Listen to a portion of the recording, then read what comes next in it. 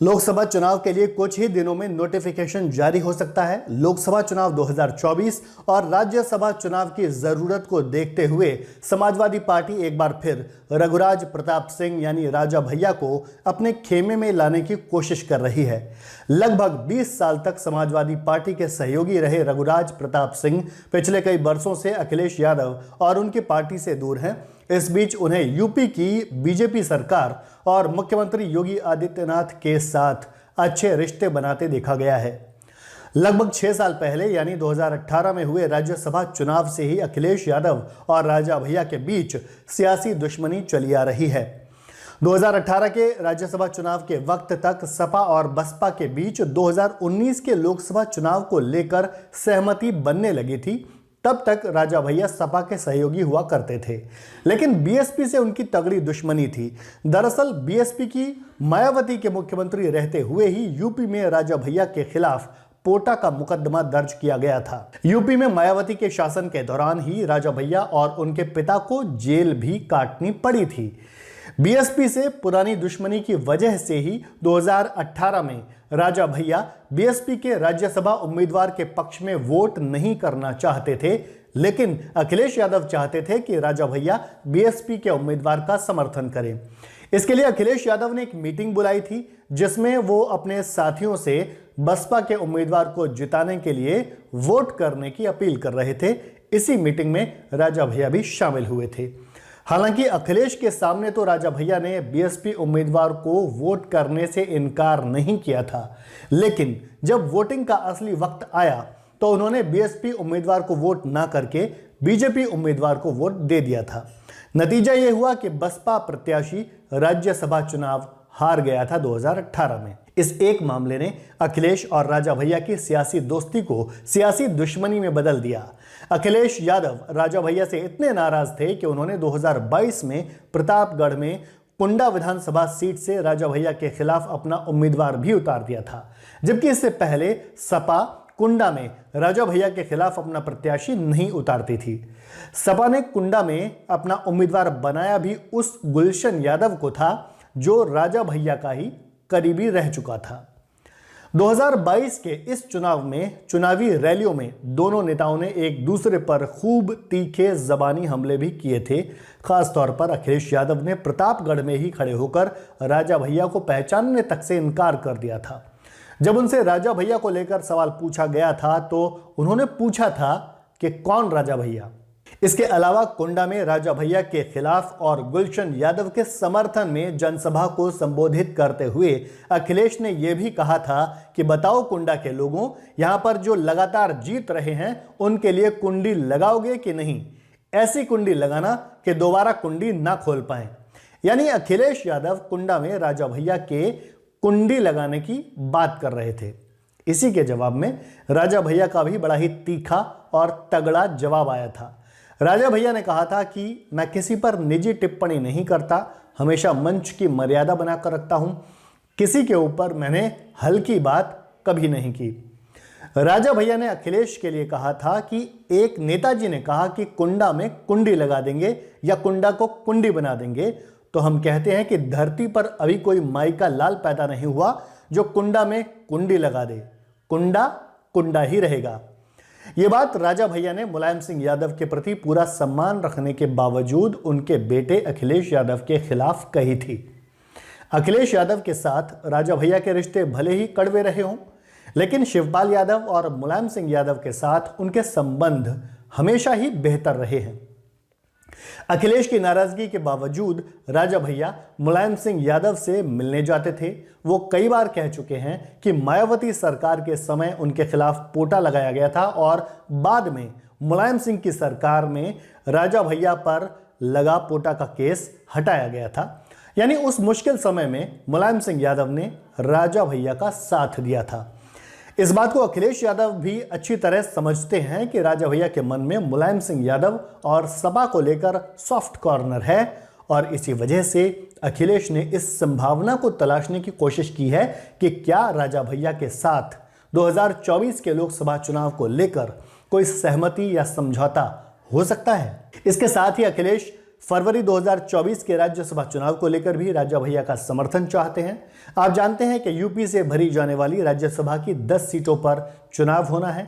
BJP ने 10 सीटों में से 8 सीटों पर अपने उम्मीदवार उतार दिए हैं, जबकि समाजवादी पार्टी ने 3 सीटों पर अपने उम्मीदवार उतारे हैं।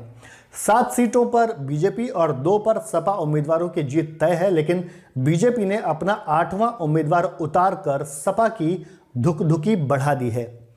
सपा को अपने तीनों उम्मीदवारों को जिताने के लिए फर्स्ट प्रेफरेंस के 111 वोटों की जरूरत है। सपा के पास अपने फिलहाल 108 विधायक हैं। इन 108 में से एक विधायक और अपना दल कमेरावादी की नेता पल्लवी पटेल ने सपा उम्मीदवार को वोट देने से इनकार कर दिया है। अब पल्लवी को हटा दें तो सपा के पास 107 विधायकों का समर्थन बचता है। इसके अलावा कांग्रेस के 2 विधायक हैं जो सपा का समर्थन कर सकते हैं, तब भी सपा के पास कुल 109 विधायकों का समर्थन होगा। यानी राज्यसभा के अपने तीनों उम्मीदवारों को जिताने के लिए सपा को 2 और विधायकों का समर्थन चाहिए होगा। ये 2 विधायक उसे राजा भैया की पार्टी से मिल सकते हैं। रघुराज प्रताप सिंह की पार्टी जनसत्ता दल लोकतांत्रिक के टिकट पर कुंडा विधानसभा सीट से वो खुद जीते हैं, जबकि बाबागंज विधानसभा सीट से उनके करीबी विनोद कुमार विधायक हैं। अगर 2 विधायकों वाली राजा भैया की पार्टी सपा का समर्थन कर देती है तो उसके पास फर्स्ट प्रेफरेंस के 111 वोट हो जाएंगे और वो तीसरी राज्यसभा की सीट भी आसानी से जीत जाएगी। यानी अगर राजा भैया की पार्टी सपा का समर्थन कर दे तो बिना बसपा और बिना पल्लवी पटेल के वोट के भी सपा तीनों सीटें जीत जाएगी। अब सवाल है कि क्या राजा भैया की पार्टी जनसत्ता दल के 2 विधायक सपा का समर्थन करेंगे? तो इसी के लिए अखिलेश यादव ने अपने प्रदेश अध्यक्ष नरेश उत्तम पटेल को राजा भैया से बातचीत करने के लिए उनके घर भेजा था। मीडिया रिपोर्ट्स के मुताबिक राजा भैया से मुलाकात के दौरान नरेश उत्तम पटेल ने उनकी अखिलेश यादव से फोन पर बात भी कराई थी। रिपोर्ट में यह भी कहा गया है कि फोन पर राजा भैया ने कहा कि उनके लिए समाजवादी पार्टी पहले है, क्योंकि राजनीति के 28 वर्षों में से 20 बरस उन्होंने सपा के साथ रहकर गुजारे हैं। उनके लिए सपा कोई राजनीतिक पार्टी नहीं है। हालांकि इसके बाद बीजेपी ने भी अपने प्रदेश अध्यक्ष भूपेंद्र चौधरी को यूपी सरकार के एक मंत्री के साथ राजा भैया से मिलने उनके घर भेजा था। बीजेपी नेताओं की राजा भैया से इस मुलाकात के बाद अखिलेश यादव ने भी खुलकर राजा भैया को साथ आने का ऑफर दे दिया है। जब उनसे राजा भैया को लेकर मीडिया ने सवाल पूछा तो उन्होंने कहा कि जो भी आना चाहे उसका स्वागत है। अखिलेश यादव ने कहा कि बीजेपी ने अपने हर सहयोगी को 2-2 मंत्री पद देने का ऑफर दिया है जो वो दे नहीं सकती, इसलिए बीजेपी के नाराज सहयोगियों का समर्थन सपा ले लेगी।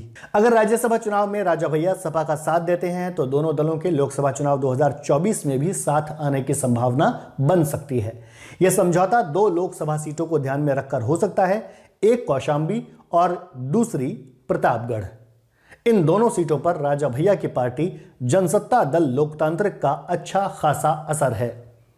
2019 के लोकसभा चुनाव में यूपी की कौशाम्बी लोकसभा सीट पर राजा भैया के उम्मीदवार शैलेंद्र कुमार को 1.5 लाख से भी ज्यादा वोट मिले थे। हालांकि यह सीट बीजेपी ने 3,83,000 से ज्यादा वोट पाकर जीती थी, लेकिन सपा और बसपा मिलकर भी इस सीट पर दूसरे नंबर पर रहे थे। सपा बसपा गठबंधन के प्रत्याशी को लगभग 3,44,000 वोट मिले थे, जो बीजेपी प्रत्याशी से 39,000 कम थे। यानी अगर सपा और बसपा को कौशाम्बी में राजा भैया का साथ मिला होता तो बीजेपी यह सीट हार सकती थी। खास बात यह भी है कि जनसत्ता दल के जो 2 विधायक हैं उनकी विधानसभाएं कौशाम्बी लोकसभा क्षेत्र में ही आती हैं। ये दोनों सीटें हैं कुंडा और बाबागंज। कुंडा सीट से तो राजा भैया खुद 7 बार से विधायक बनते आ रहे हैं। ऐसे में अगर राजा भैया की पार्टी कौशाम्बी सीट पर 2019 की तरह अकेले चुनाव लड़ती है तो उसका फायदा सीधे बीजेपी को मिलेगा, और अगर वो सपा के साथ आ जाते हैं तो सपा के वोट बढ़ने तय हैं।